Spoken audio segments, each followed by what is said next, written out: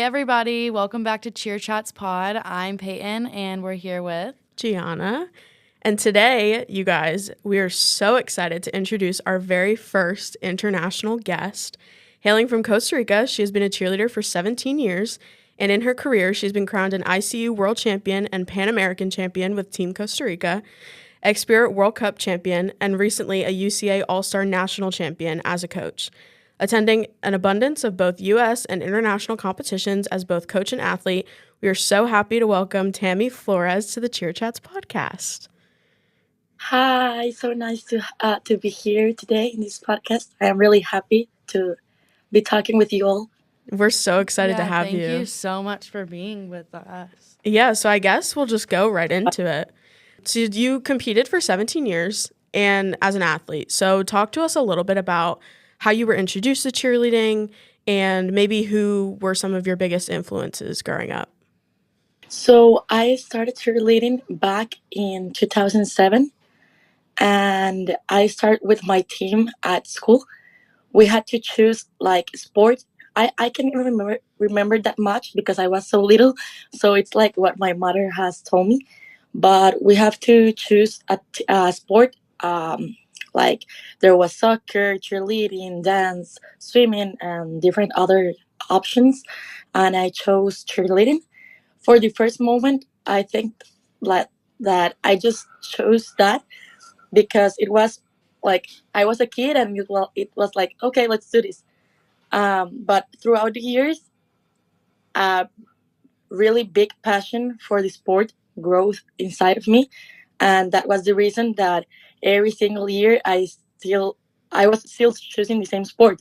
Like during my whole school years and high school years, I was always choosing cheerleading.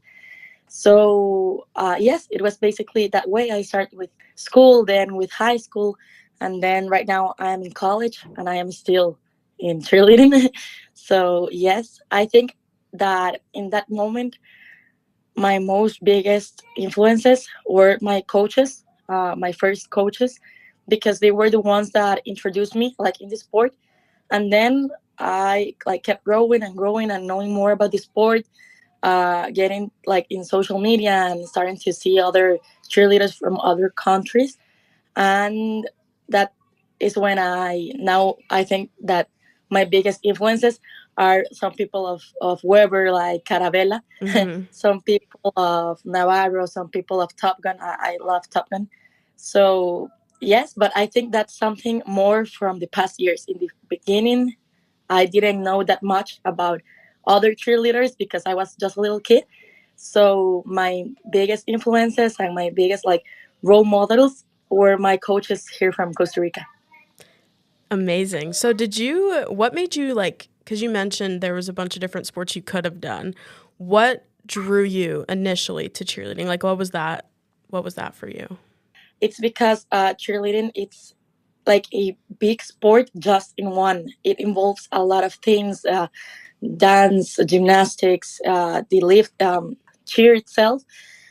I love also the teamwork. I think that I am a really good leader. So I love like being in a team and trying to get to know everyone in the team, their own story, get to know a lot of people around the whole world, and being like a small but big cheer family. Um, but I think that the main reasons why I still choose cheerleading every single day, it's because all of the values that it gave to my life, like respect, honest, discipline. Like there are a lot of values that involves the sport, teamwork, and I think that they have built myself as a person.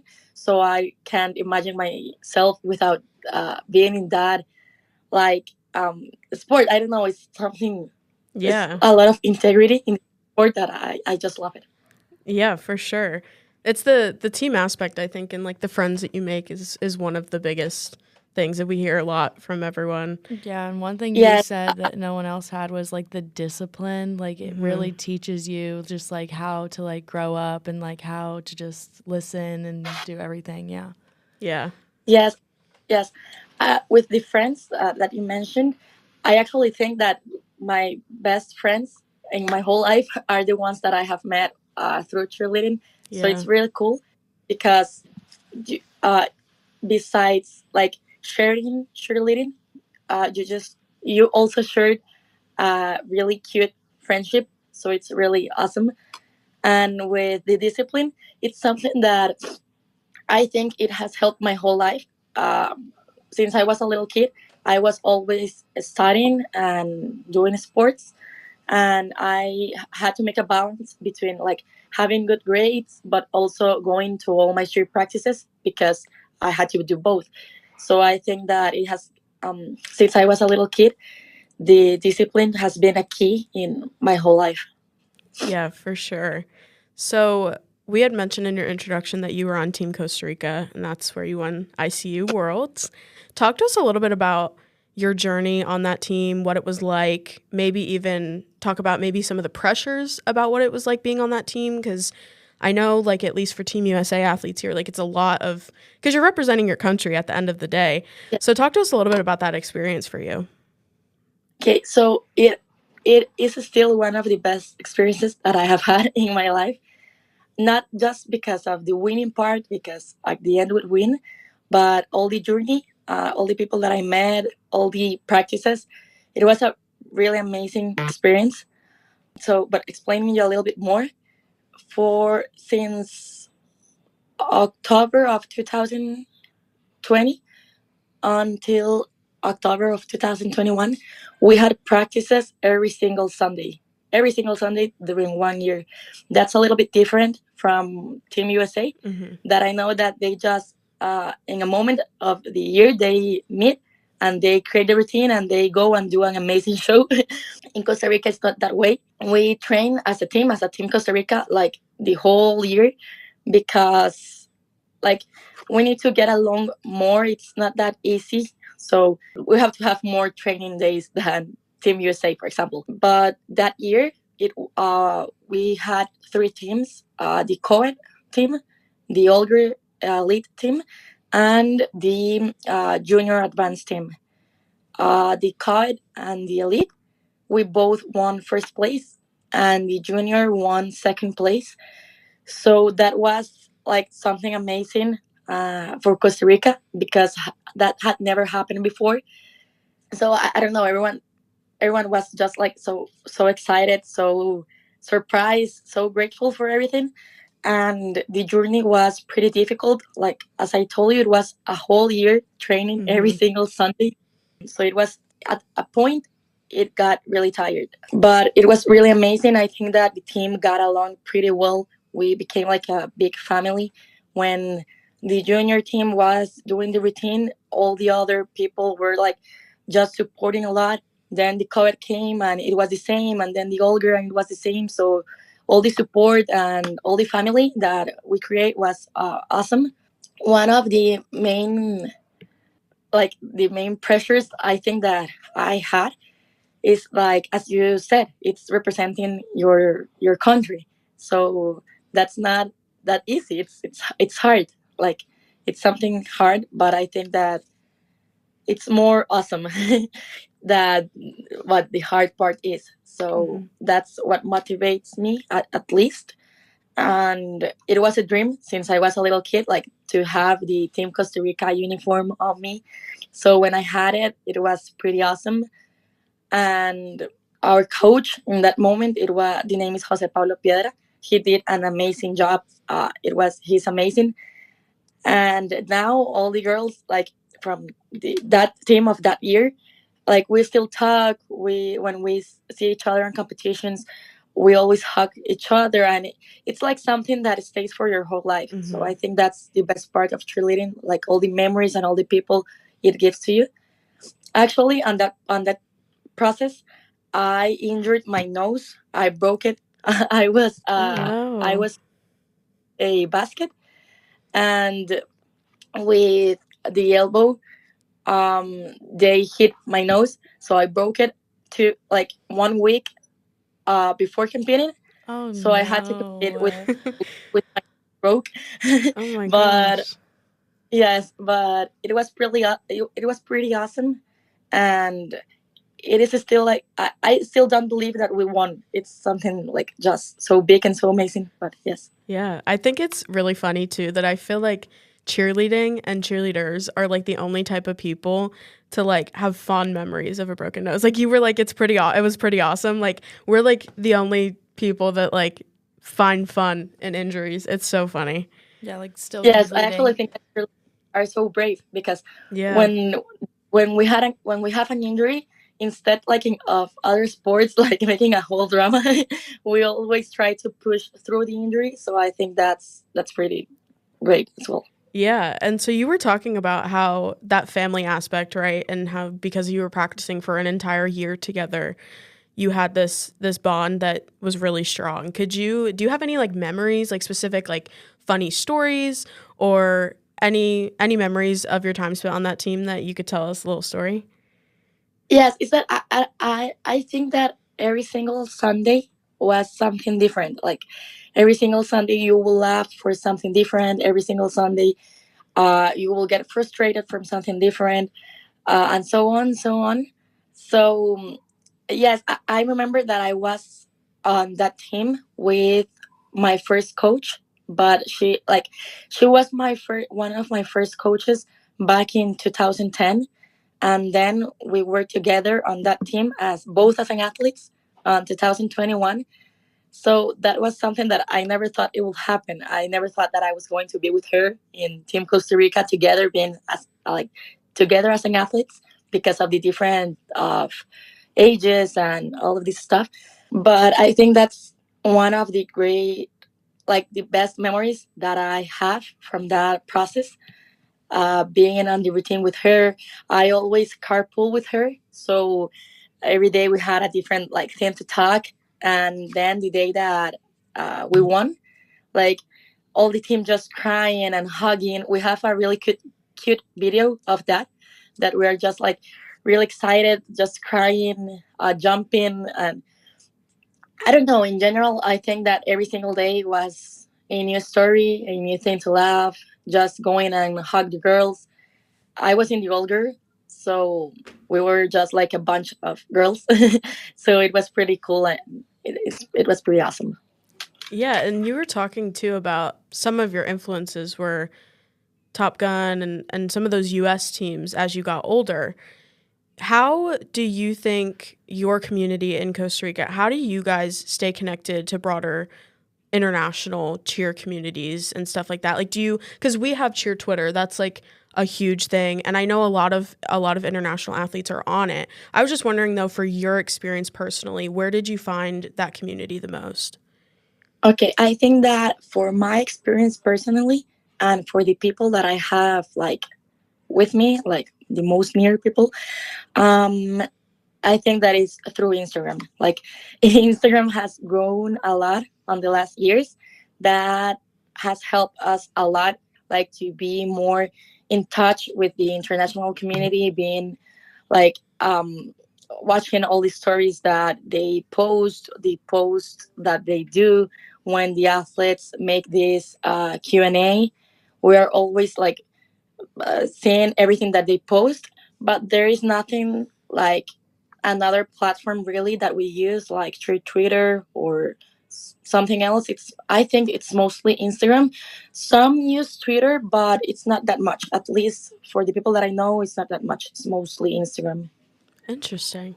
And on that same kind of note, how do you think the all-star cheerleading scene differs in Costa Rica compared to the US? Okay, It's a that's a big really cool. question, but Yes. Okay, I think that in the past years, cheerleading in Costa Rica has grown a lot. So there's still a lot of differences, but I believe that not that much like a few years ago. But a few years ago, and even now, I think that the way people take cheerleading in the US than in Costa Rica or other countries is really different. Like in the US, it's like everyone is with that passion. When I went to UCA All-Stars, like all the big hairs, all the big ponytails, all the uniforms with a lot of like sparkle, and like all the people with the these little pins that you put on the backs, all Yeah. that stuff. That's like a whole culture, a whole cheerleading culture that happens in the US, and it's not that much here in Costa Rica. I mean, sometimes when you ask athlete to do this big hair, they complain about that. Or sometimes, like, it's not the same. It's not the same culture in the Mhm. US than in here. In the US, it's a lot, like, it's really big and strong, that culture that they have in cheerleading. In Costa Rica, is not that much, even though we have increased and improved a lot on that. Also, I think that the discipline and the way that they practice or train in the US, it's different than in here. Like usually in the US, people athletes are going to the gym and they're going to cheer and they practice like these facial expressions, and they do flexibility, and they try to be more like to actually be the best in every area, Mhm. because there are a lot of cheerleaders, so there is a lot of competition. So if you want to be the best, you have to train like the best. In Costa Rica, at least I think that's a little bit different as well. Like most of the people just cheer and that's all. It's just few of them that actually do like that little extra effort of going to the gym, go and practice flexibility, go and practice the facial expressions, sleeping well because you need to practice. It's not like all the athletes, just a few of them. So I think that's something different, at least that I have noticed. So do you have any like unique challenges or anything that you faced as a non-US All-Star cheer athlete, and how have you like navigated them? Yes, so I think the transportation. I can imagine if I was in the US, because the distances are way, like, they're like 1 hour to go to the practice or more, Mhm. 4 hours. And I can imagine being in the US. But here, distances are shorter, but usually I need to like pick an Uber or doing carpool with friends and so on and so on. So that has been also like a difficulty getting to practices, because sometimes when you go to practice every single day, it's a little bit difficult to find transportation every single day. But those are like sacrifices that you do. And Yeah. So another question we had for you. Obviously, cheerleading is, I would say, like an America centric sport. Like most of the teams are in the US, so it's more common for us to have the most competitions, the most resources, things like that. But because of that, a lot of the international teams get overlooked in sense of, the physical resources, the staff, and the practice gear, the mats and stuff like that. Were there any resources that you feel like was like lacking majorly in Costa Rica that you notice we have in the US? And like, how has that shaped, because now you're a coach, so how has that shaped the way that you go about coaching, going through that as an athlete as well? okay, yes, I think there are a lot of differences and difficulties with that. At least in the program that I am, like the all the stuff and all the tier that all the cheerleading teams have in the US, it's way different from here. We don't have that much of the maths, or we don't have that much of stuff to learn new skills, because they're expensive, and almost all of them need to be like, we need to bring them from the US or from other countries. So that makes it more difficult because they do not fabric them in Costa Rica. So for learning new skills like baskets or tumbling passes or things like that, sometimes it's a little bit difficult. You need to be creative and work with what you have. But that's also something cool because it puts your mind to work and be like, okay, how can I do this exercise that I saw in a video in a US program with a lot of mats and a lot of like different supplements to work with just these things that I have. So it puts your mind to work.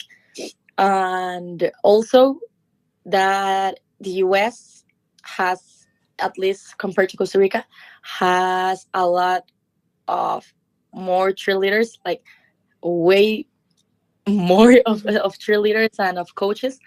So sometimes here in Costa Rica, we can have that big staff of coaches, or we can have the possibility to say, okay, she was injured, so we're going to replace it with uh, the other one that was in list waiting, because it doesn't work like that. Like, we don't have that much of people in the country and not that much as cheerleaders. We're a really small country, but there are some difference.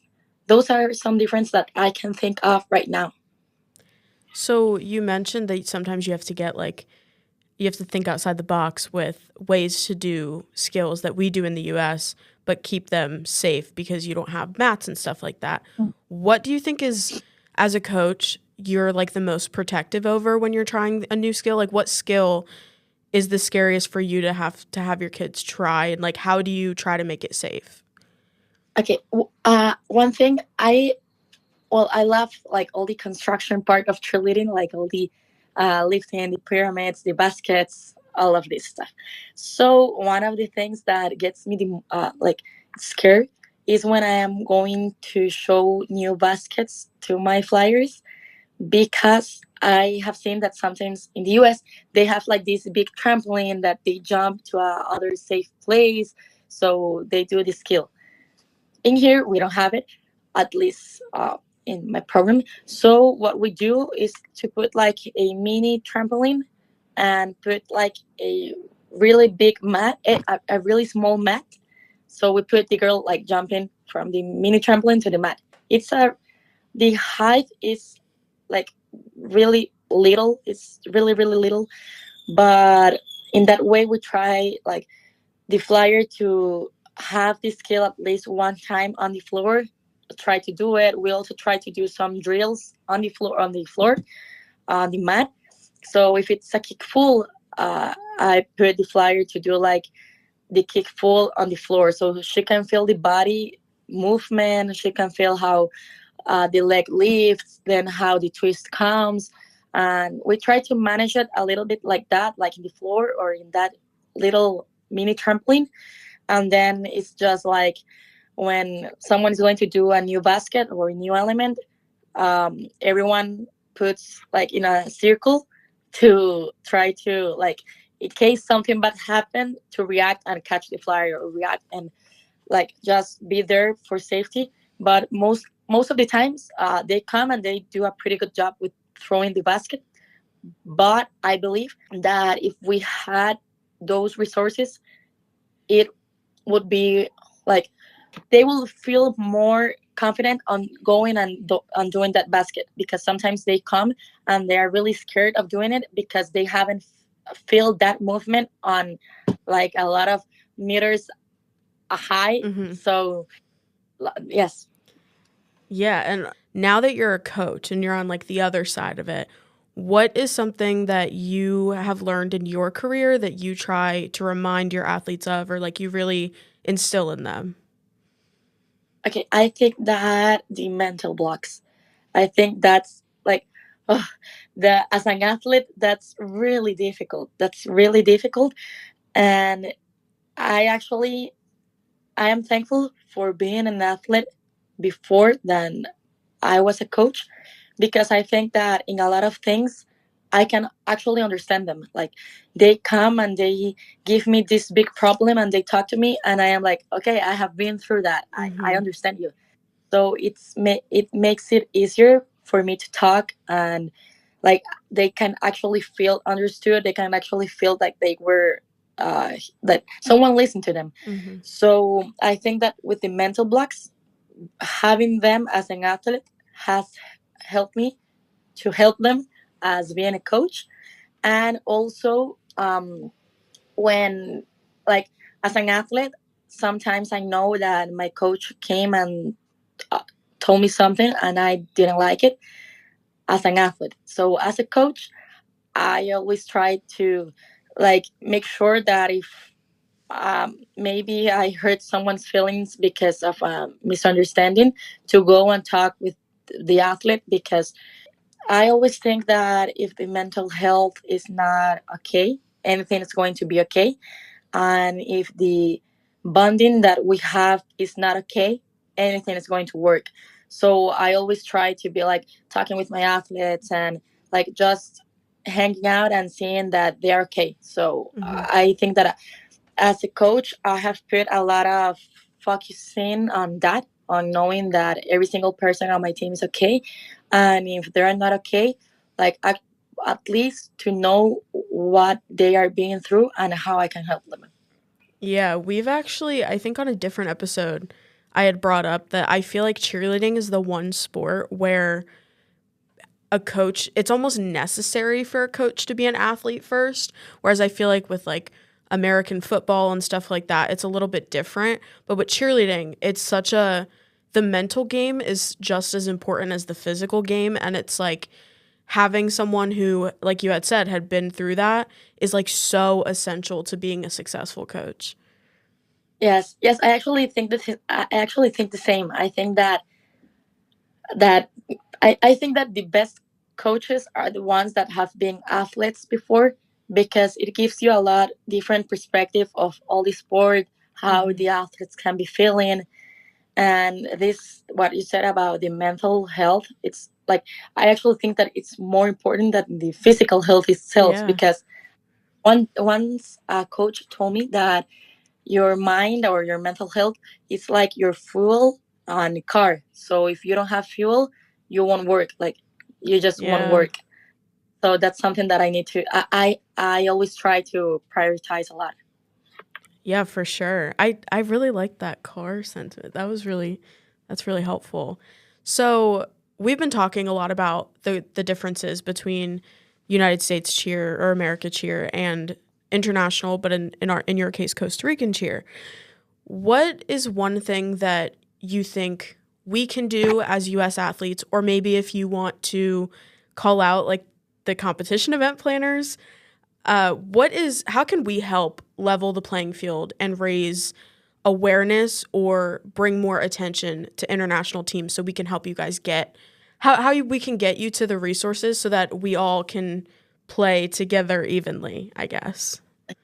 Okay, I think that it's a really different. It's a really difficult question, because I think that the people in the U.S., the athletes, the coaches, they are really good people. They are great people. I have had the opportunity to meet some of the cheerleaders in the U.S., and they are great people. Like they are so kind, they are so cute, everything. I think that one of the main things that puts like this barrier between, in this case, Costa Rica and the U.S., it's not the athletes and it's not the coaches, because I think that if we need help with something, they're going to be there. Or I think that if we want to go to a competition, we can get in touch with someone in the US and they treat us pretty well, and then we go. So I think that like the relationship between athletes coaches from the US and athletes coaches from Costa Rica, it's not a problem. What I think is the biggest problem is that, well, for Costa Ricans, we need to ask for a visa, like it's a permission to go to the US. Mm-hmm. And that's a really difficult process. Like it takes a lot of time. Sometimes you go to ask for the visa and they just deny it. So you can go to the competition, you can go to Worlds, you can go to UCA. So one of the things that I have thought is that maybe we could change the places where the competitions are made, like not just every time, every single year in the US, but try to go to other countries that maybe they do not require that visa, so more athletes can go. Because I know a lot of athletes that they're amazing. They're incredible, but they haven't had the opportunity to compete in Worlds, compete in UCA, compete in any of these competitions from the US because they simply don't get the visa. Like they don't get it, so they get frustrated and they stop trying. Mm-hmm. So I think that's something that maybe in the future we could do to like break that barrier that is like separating us. And I think that will be pretty cool because I believe that way more teams will be assisting those competitions, like more Latin American teams, Colombia, Ecuador, Mexico, and yes. Yeah, for sure. And so I do know that the California All Stars Black Ops, they competed at the Xpirit World Cup this year. Do you think that having teams come to those competitions that are out of the country, do you think that helps a little bit? Of course, it helps a lot. As I told you, the culture that the US have in cheerleading is way different from Costa Rica and from other Latin American countries. So when California went to Spirit World Cup, like they just caught everybody attention because of their how they went with their hair, how the uniforms were, how they perform, like all the visuals, all the facials, like they caught they caught everybody's attention. It's impossible not to see them and not to say wow. So having this type of teams in this type of competitions, I think that gives people or gives cheerleaders um, a different vision from what they always are like just seeing every day, every competition. Mm-hmm. It's like when I went to UCA Ulcers, it's that like you just amaze yourself because of all the cheerleaders that you see there and how cheerleading works in there. So when you have a little bit of that in other competitions like California Common, I think it caused the same impact to other people. Like wow, like they differ from everyone. Like they caught everybody's attention, and I think it's the same if other teams would come. Yeah, for sure. And I appreciate you talking about the visa situation a little bit too, because I don't know about you, Peyton, but I didn't know that how big of a factor visas played into competing at events like Worlds and Summit and stuff like that. So I really Yeah, appreciate your it, input. yes, it's really difficult. Actually, when we were going to UCA All Stars this year, it was a miracle because just we were a team of 19, and just four of that 19 girls had visa, and we had the appointments for the visa until May, June, August from this year. So it was after UCA. Then one day, all of a sudden, we noticed that a lot of spots were available on February.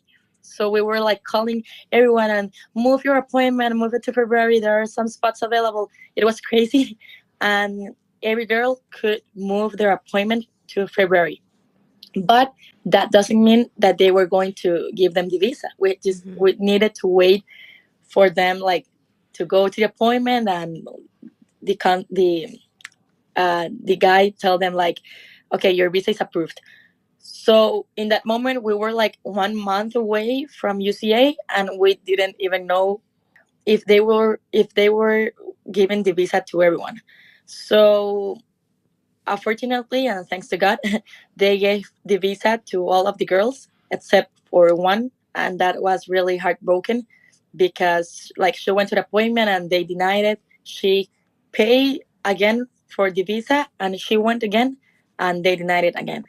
So we couldn't travel with her, but at least for all the other girls, like they were approved and they could live that dream.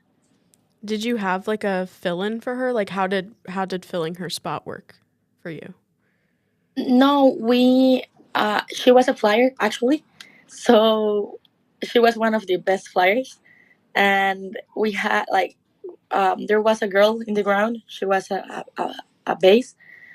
So we just told her like, okay, you need to go up. Like you need to be a flyer. Wow. She had If someone yes, told me that. Peyton is crying right now Like, that's for so sad. people who can't see. That's so yes, upsetting. yes. It's really difficult, but Yeah, it's well, something that happened. it worked out in your favor though, because you guys won. Yes, So Yeah, congratulations. congratulations.